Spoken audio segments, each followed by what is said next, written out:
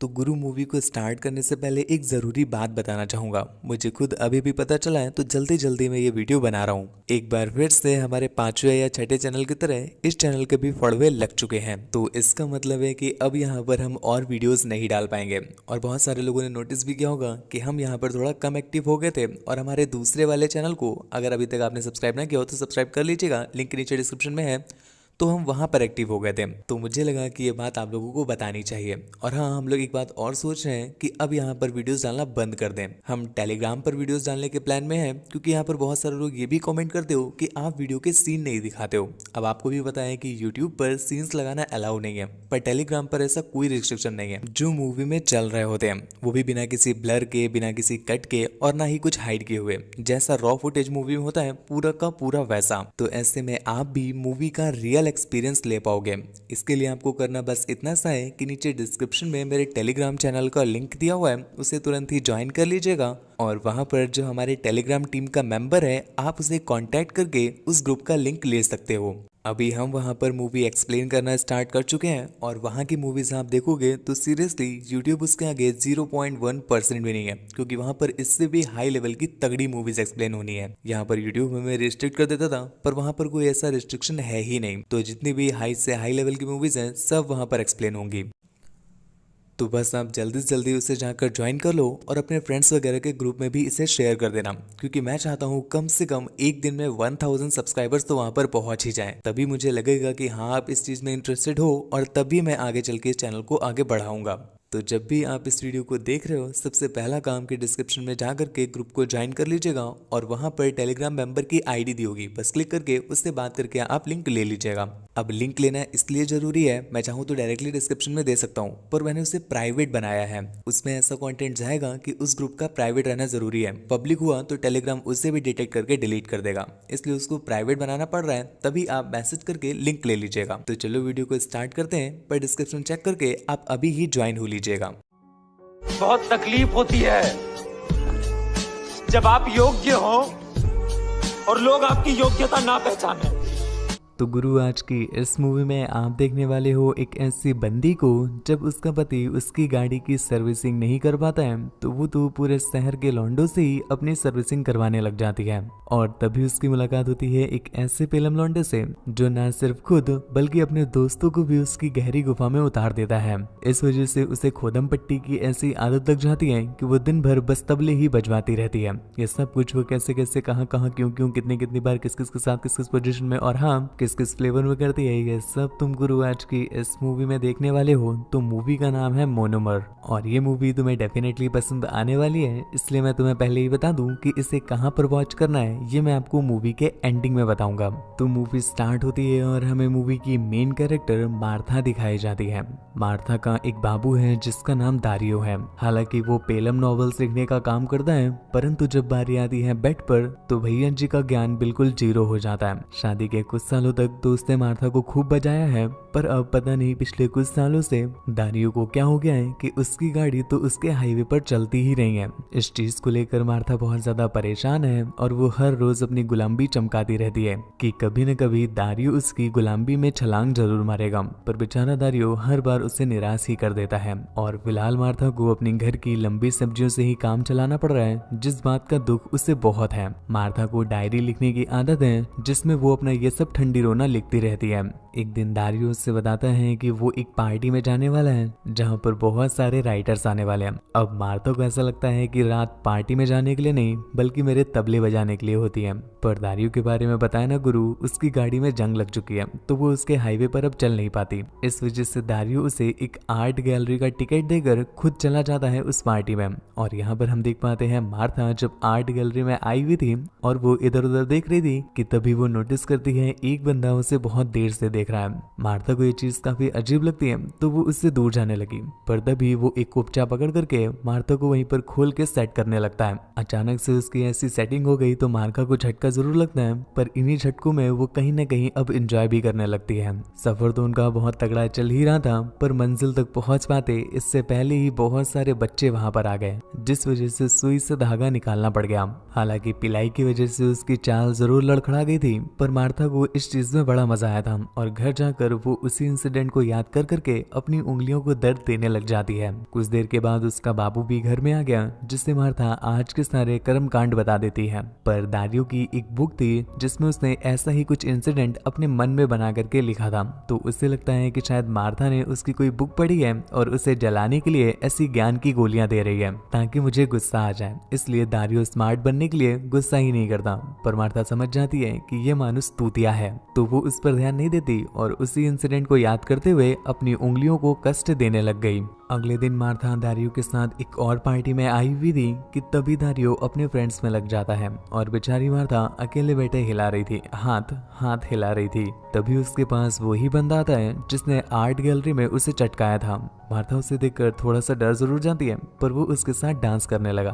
Martha भी उसके साथ डांस कर रही थी कि इसी बीच वो उसकी गहरी गुफाओं में पहुंच जाता है। मार्था को पिछली बार इतना मजा आया था कि इस बार वो उसे मना ही नहीं कर पाती और फिर वो उसकी गहरी गुफाओं में खिलवाड़ करने लगा, जिससे मार्था को बड़ा मजा आता है और फिर वो उसे एक कोपचे में चलने के लिए बोलती है। वो बंदा भी उसे एक कोपचे में ले गया और फिर वहीं ले जाकर उसे अपना टिटनेस का इंजेक्शन लगाने लग जाता है। मार्था को भी इंजेक्शन लेकर बड़ा मजा आ रहा था और वो भी उसका पूरा साथ देने लगती है। पर इतने में ही उसकी एक फ्रेंड समंथा आ गई, जो कि उसे खोदम पट्टी करते हुए देख लेती है। हालांकि वो उसे डिस्टर्ब तो नहीं करना चाहती थी, पर अब वो दोनों क्या ही करते। इस वजह से एक बार फिर से उस बंदे को गहरी गुफा में गोता लगाने नहीं मिलता और वो झील से बाहर निकल आता है। उसके जाने के बाद मार्था की फटी पड़ी थी, कहीं ऐसा न हो समंथा उसके फड़वे न लगवा दे। पर समंथा तो उससे भी परम थी। वो उसके पास आती है और उसे ज्ञान गोलियां देने लगती है कि ऐसे खुले में पिलम पिलैया करने का क्या फायदा है, किसी ने देख लिया तो तोड़ दी जाएगी। इससे अच्छा है मुझे बता देती, मैं एक सस्ता ओयो बुक करवा देती। मार्था को समझ नहीं आता कि ये औरत क्या है, तो वो उसे इस बात के लिए मना करने लगती है और वही डायलॉग कि he is just a friend. पर समंथा उसे बताती है हाँ यही लाइन बोल करके मैंने भी 5 केले चख लिए हैं। अब तुम ज्यादा ज्ञान की गोलियां मत दो, क्योंकि खुद यहाँ पर मैं अपने बाबू के साथ आई हूँ, न कि अपने पति के साथ। मेरी लड़खड़ाती चाल देख करके तुम्हें समझ नहीं आ रहा कि इसमें 2 लोगों की मेहनत का कमाल है, अकेले किसी के बस की बात नहीं है। एक्चुअल में मैं हमेशा बैकअप के लिए एक बाबू रखती हूँ, ताकि अगर कभी पति से लड़ाई हो जाए तो कम से कम मेरे इंजन की सर्विस करने वाला एक बाबू तो हो ही। और इससे एक और फायदा भी है कि जब मेरा पति देखता है कि मेरी चाल ज्यादा लड़खड़ा रही है तो वो मेरे बाबू से ज्यादा मेरी बजाता है, और दूसरी तरफ जब मेरा बाबू देखता है कि मेरे पति ने अच्छे से बजा दिया तो वो उससे ज्यादा मेरी बजाता है। इससे उन दोनों का कंपटीशन लगा रहता है और मेरी गाड़ी की और अच्छी सर्विसिंग होती रहती है। मैं तो तुम्हें भी सजेस्ट करूंगी कि तुम्हें भी एक बाबू जरूर रखना चाहिए। इससे मेरे और मेरे पति के जो भी गिले शिकवे थे वो दूर हो गए हैं और अब तो इसका पूरा फोकस मेरी बजाने में ही रहता है। ऐसा तुम्हारे साथ भी होगा। जो तुम्हारा पति लंगड़ा त्यागी बन गया है, जब वो देखेगा कि कोई और उसकी बजा रहा है तो वो खुद ही तुम्हारे मैदान में लंगड़ा त्यागी नहीं बल्कि मैराथन दौड़ने लगेगा। घर आकर दारियो जब उससे पूछता है कि आखिर वो कौन लौंडा था जिसके साथ वो डांस कर रही थी, तो मार्था उससे बताती है हाँ ये तो वही बंदा था जिसने आर्ट गैलरी में मेरी फाड़ के रख दी थी और आज भी तो वो मुझे कोपचे ले गया था और वहां ले जाकर उसने अच्छे से बजाई है। दारियो को फिर से यही लगता है कि वो बस उसे जलाने के लिए उसकी ही नॉवेल्स की कहानियां सुना रही है। पर इस बार दारियो को गुस्सा आ गया था, क्योंकि पिछली बार से भी ज्यादा ज्ञान दे रही थी वो, तो वो उसे वहीं पर पलटा करके उसे बजाने लग गया। मार्था को अब समंथा की पूरी स्कीम समझ में आ गई है कि समंथा सही कह रही थी। ऐसे उसका बाबू कभी भी उसकी नहीं बजाता था और आज तो उसने बस बताया है न कि दिखाया है। बताने पर ही उसने इतनी बजा दी, तो सोचो अगर दिखा दे तब तो वो आसमान तक पहुंचा देगा।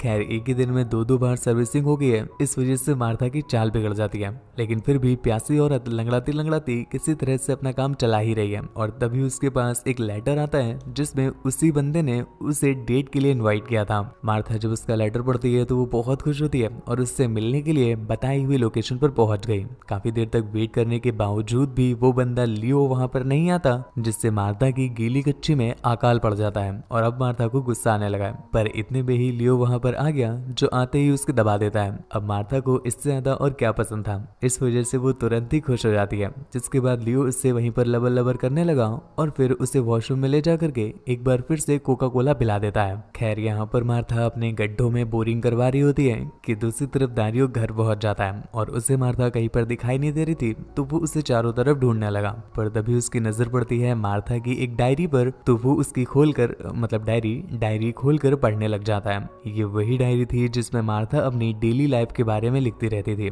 इस बीच उसने पढ़ लिया कि आखिर मार्था उससे कितना परेशान थी और दारियो ने उसे कब से कोका कोला नहीं पिलाया है। अब तो मार्था की उंगलियां भी दर्द करने लगी हैं। ये सारी चीजें पढ़कर उसे बहुत दुख होता है कि वो अपने काम में इस तरह लग गया कि मार्था की तो उसने चटकानी ही छोड़ दी। खैर उसे इन सब बात का दुख हो ही रहा था कि तभी वो आगे पढ़ता है जिसमें मार्था ने लिखा था कि अब उसे लियो का कोका कोला बड़ा पसंद आ गया है। वो तो चाहती है कि पूरी लाइफ टाइम लियो उसे चटकाता ही रहे। ये सारी बातें जब वो उसकी डायरी में पढ़ता है तो उसे विश्वास हो जाता है कि सच में मार्था किसी और से तबले बजवा रही है। ये चीज जानकर उसे बहुत ज्यादा दुख हुआ और वो शराब पीने लगता है। दूसरी तरफ लंगड़ाते लंगड़ाते मार्था जब घर पर पहुंचती है और दारियो उसे लंगड़ाती चाल में देखता है तो वो समझ जाता है कि एक बार फिर से इंजन की खोल के सर्विसिंग हुई है। तो वो गुस्से में उसे भला बुरा कहने लगता है। इवन उसने तो उस पर हाथ भी उठा दिया। उधर बाबू की पिलाई तो तब भी कम से कम अच्छी थी, पर यहाँ पर जो दारियो ने पिलाई की है वो कुछ ज्यादा ही खराब थी। उधर पिलाई से सिर्फ सूजी है, पर यहाँ तो गाल सूज गया है। इस वजह से उसे बहुत ज्यादा दुख होने लगता है कि उसकी फ्रेंड समंथा ने उसे गलत आइडिया दिया। मार्था ने तो सोचा था कि इससे और उसके बाबू का रिलेशन ठीक हो जाएगा, पर इससे तो और भी ज्यादा खराब हो गया है। उसी रात मार्था को एक सपना आता है जिसमें वो देखती है कि वो किसी अनजान बंदे को पकड़कर एक कोपचे में ले जाकर अपनी झील चटा रही थी कि तभी उसका बाबू उसे पकड़ लेता है। इस वजह से उसका बाबू और भी ज्यादा नाराज हो गया। खैर अगले दिन उसे लियो का कॉल आता है जो उसे मिलने के लिए बुलाता है। हालांकि मार्था की अपने बाबू को लेकर फट जरूर रही थी, पर यहाँ पर उसके बाबू का डर उसकी कच्ची को गीली होने से रोक नहीं पाता और वो तुरंत ही लियो के बताए हुए एड्रेस पर पहुंच जाती है। यहाँ पहुंचकर मार्था को पता चला कि लियो एक पेंटर है और वो बस लड़कियों की ही पेंटिंग्स बनाता है, जिसके लिए वो पहले उनकी फोटोज क्लिक कर लेता है जैसे आर्ट गैलरी में उसने मार्था की क्लिक की थी, और फिर उन फोटोज को फील देने के लिए वो उन्हें वहीं पर पकड़कर झील देता है और फिर उनसे अच्छी से फील लेता है। इसी वजह से लियो की जो पेंटिंग्स होती हैं वो बिल्कुल रियल लगती हैं। ये सब चीजें जब वो लियो के बारे में जानती है तो उसकी कच्ची में तो जैसे मानो सैलाब ही आ गया हो, क्योंकि वो अब लियो से बहुत ज्यादा इंप्रेस हो चुकी थी।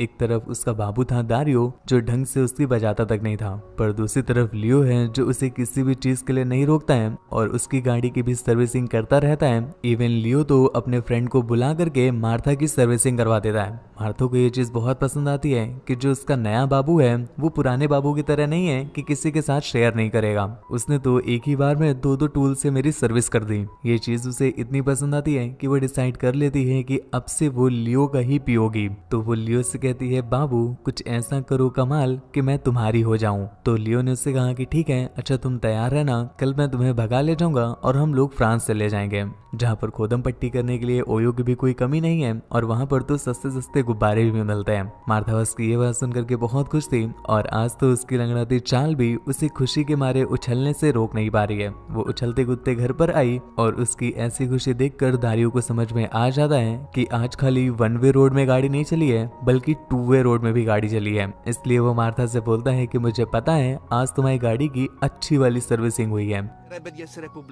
मार्था बेचारी क्या ही बोलती, तो वो शांति से सुनती रहती है। अब जाकर दारियो को भी कंफर्म हो गया तो उसे बहुत गुस्सा आया। इस वजह से वो तुरंत ही मार्था को गोली बनाकर उसे पीछे से अपनी लो देने लग गया। यहाँ पर तो दारियो गुस्से में था, पर उसे क्या पता नीचे मार्था तो उसके गुस्से के मजे ले रही है, क्योंकि आज दारियो उसे काफी तगड़े से झेल रहा था और मार्था को यही तो चाहिए था। दारियो को लगता है कि उसने मार्था को सबक सिखा दिया, पर उसे क्या पता मार्था को तो वो मिल गया जो वो चाहती थी। अब मार्था को भी बहुत सही लग रहा है, क्योंकि वो दारियो से यही तो चाहती थी कि उसका बाबू उसे रगड़ के झेल दे। इस वजह से उसे अब लियो का प्यार फीका लगने लगा है। तो अगले दिन जब लियो उसका वेट कर रहा था तो मार्था उसके पास आती नहीं, क्योंकि यहाँ पर वो दारियो की बंसी जो बजा रही थी।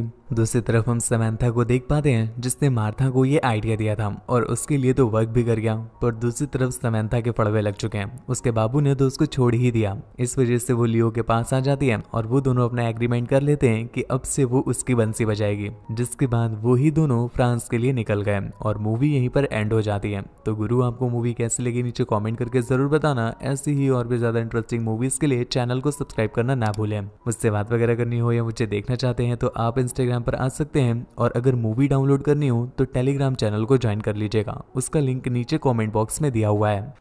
एक बार फिर से बता दें कमेंट बॉक्स में। तो आज के लिए बस इतना ही। अपना और अपनी फैमिली का ख्याल रखें। धन्यवाद।